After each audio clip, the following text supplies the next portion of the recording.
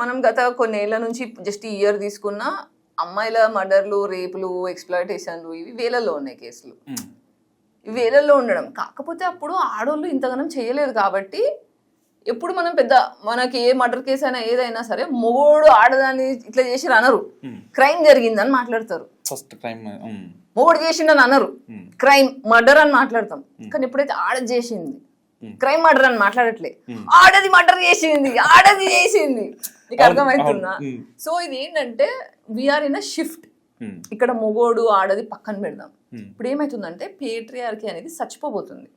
Capitalism, patriarchal ఇదంతా కూడా manipulative society ఉండే.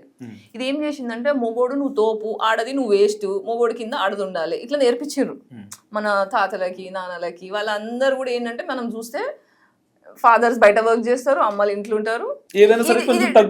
ఆడవాళ్ళు అంటే తగ్గి అణిగి ఉండాలి, సేఫ్టీ లేదు బయట. ఇట్లా రకరకాల కథలు క్రియేట్ చేసి అన్న మనం సెట్ చేసేసారు. ఒక పెద్ద మా స్టోరీ